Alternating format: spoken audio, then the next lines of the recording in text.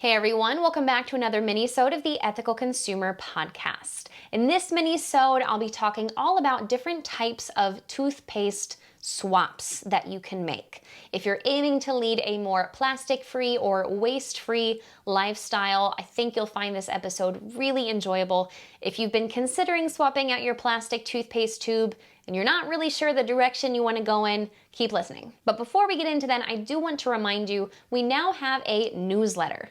If you've ever listened to a regular length episode and there's been a book recommendation or a mini-sode like this where I'm going to talk about a couple different products, you might think, where can I find that? How can I remember what she said?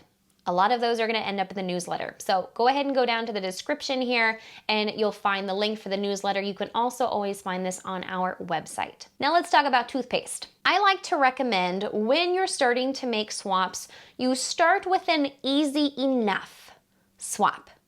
I wouldn't recommend, especially if you're a texture person or you're not really sure how you feel about dipping your toothpaste into a jar of something, that you start with something similar to what you're already using. So I've ordered these swaps in a way that makes sense to me, from most similar to what you might be doing right now to least similar.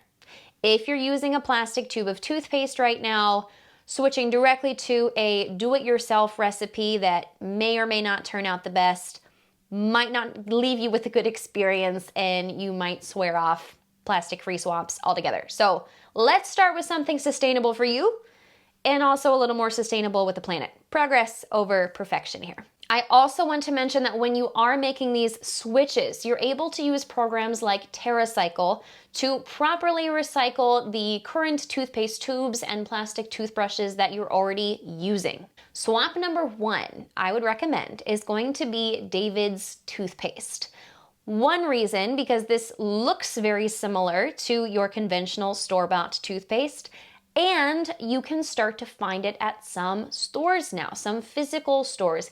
Even Target is carrying this. Sadly, I looked on mine and my specific Target does not have it yet, but they do have it online. That leads me to believe that they are starting to bring this into more and more stores, and at some point you're going to be able to pick up your David's toothpaste on your next Target run. Though this looks very similar to a plastic tube of toothpaste, the tube is actually recyclable metal. It also comes with a small key-shaped device that you can use to roll up the end of the toothpaste tube so you can squeeze out every last bit of toothpaste in there. That is extremely important, especially because when you go to recycle it, you're going to need to clean out the tube to ensure that it gets recycled effectively. The one tiny downside with the David's toothpaste is that it still comes with a plastic cap. Not the end of the world. We have a small plastic cap as opposed to an entire plastic tube. So you be the judge of that. Is that a make or break it deal for you? Maybe so, maybe not. This toothpaste is also 100% vegan, so for those of you looking for a vegan option, this is an awesome one. They have a variety of different flavors. They also include a charcoal toothpaste, which I am a fan of, and they also have travel-sized tubes available. So David's toothpaste has a similar formula to what you're already used to, similar packaging. Let's take one more step because we still have that plastic top to contend with. Let's take a look at a toothpaste that is not in a tube. The toothpaste that I am currently using is from Smile Natural Products. This comes in a tin. I talked about it in a previous mini-sode. I ordered this from The Collective, a sustainable shop in Des Moines, Iowa, and I really like it so far. I like the formula, I like the consistency. It is a charcoal toothpaste. And the tin that it comes in is a really nice size to be reused. It is also recyclable and there is no plastic included, unlike the David's that still has the plastic cap. So if you're looking for a similar toothpaste, you like that consistency, but a different container, this could be a great option for you. I haven't seen as many jars of toothpaste as I have jars of powder and jars of tablets. This is the one that I am currently using, so this is the one that I am more familiar with. That does not mean that there aren't other brands out there like this. I am just not aware of them at this time. If you have a favorite sustainable toothpaste, comment down below and let me know what you're using, or let me know if there was one that maybe you didn't like. Everyone's gonna have their own opinion, and I would love to hear yours. Moving away from the paste options, the sustainable toothpaste category that I have seen absolutely explode in the past year or so are the toothpaste tablets. We'll talk about tooth powder in a moment, but basically these tablets are a compressed powder. It's going to be a little less messy, a little easier to use. I think of them like a little Altoid that you would pop into your mouth, bite down, chew, and then start brushing with some water on your toothbrush, and then it turns into a paste. There are so many companies that are offering this now, though it may seem a little less familiar than the paste consistency. There are so many options out there for this. There are also many options to refill your initial purchased container, or just order the refill right off the bat and repurpose a container that you already have. Recycling, as we've mentioned many times throughout regular episodes and minisodes, is an imperfect system. Unfortunately, even if it's recyclable, even if you put it in the correct bin, there could be something else down the line that spoils that item getting recycled. The more you can reuse what you already have, the better it's going to be, the easier it is going to be on the recycling system, and the fewer items that end up in landfills. Though this is a more unfamiliar type of swap, it's going to be a lot better than even the David's toothpaste and, of course, your usual plastic toothpaste tube. Simply because there is less packaging, and the packaging is going to be a little more foolproof because it's going to be a lot easier to clean that little remnant of powder from some of the tablets or the tooth powder itself than clean out the paste that might be on the inside of the jar. Just to name a few, if you haven't already seen our TikTok from earlier this week, Bite toothpaste is, I think, probably the most well-known. Humankind also has toothpaste tabs at this point. G-Organics, lesser known Huppy, Unpaste, and another one that you can get at certain Targets. I feel like I'm talking about Target a lot. That's just where I choose to shop if I can't get something at a locally owned place here where I live. Happy, which has conventional toothpaste and mouthwash, also now has started making tablets. These also come in a recyclable metal container.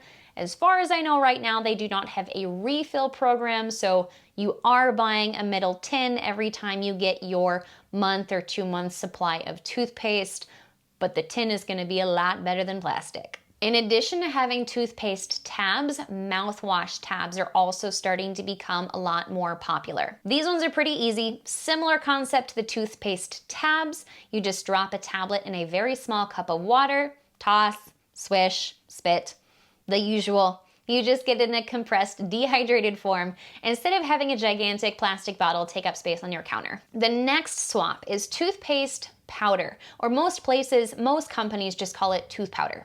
This kind of combines the innovation from the previous two. It is not paste in a tin or jar. It's not a single serving tablet in a tin or jar, but just powder. Think of it like the tablets crushed down, or the tablets before they were made into tablets. I have used this kind once before. It's been a few years, but the idea is you take your toothbrush, scoop a little bit of the powder out from the jar or tin, and then brush your teeth just like you would with the toothpaste tablets. The main difference is that you do not have to chew or break anything down to get started. This could be great for someone who does not want to bite down. Maybe you have sensitive teeth and that act of biting is not always comfortable for you, or if you like to adjust the amount of toothpaste that you use. There is a lot of product waste possible when you have a loose powder product. Ideally, tablets are formulated to be a single serving, not too much, not too little, but if you're picky with your serving size for your toothpaste, the powder is probably going to be a better option for you. Last but not least, the most customizable option, but maybe not the most budget friendly, at least in the beginning, but in the long run, making your own toothpaste is going to save you a lot of money, a lot of containers, a lot of shipping and trips to the store.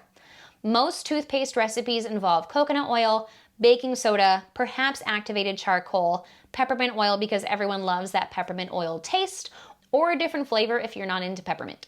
I personally have not made my own toothpaste before. Our Tuesday guest, Olivia for the Ocean, said that she has. She even talked to her dentist. Now, I am not a dentist. I am not offering a recommendation based on oral health. That is not my jam. Sustainability is my jam. So please consult your dentist. But her dentist did say that he approved of the formula that she was making. She is now, however, using the David's toothpaste. She just enjoys it better as a busy mom, full-time employee, volunteer, and blogger. That's a little easier for her lifestyle right now. But I know some of you like to do it yourself. So you can find a whole lot of do-it-yourself recipes on the internet. I do recommend talking to your dentist. And similar to making swaps that are still familiar, maybe buy a tooth powder first or buy a paste that's in a tin. See how you like those first. A lot of the toothpaste that you'll find at your typical grocery store like Colgate or Crest, not calling them out, they are starting to include more natural options. If you are listening to this and not watching it, there were air quotes around that because the term natural is up for debate sometimes, but there are a lot of flavorings that those companies use that might not be as appealing if you're trying to recreate it yourself.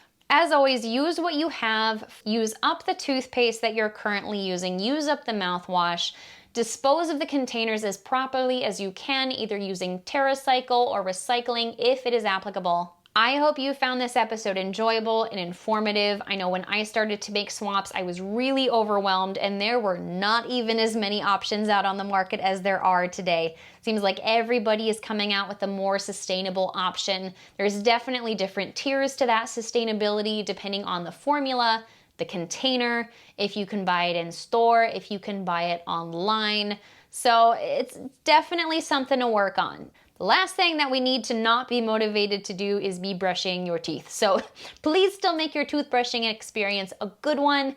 If you try any of these or if you have tried any of these previously, let me know. Share your opinions in the comments. I would love to hear them. And I will see you next week, guys.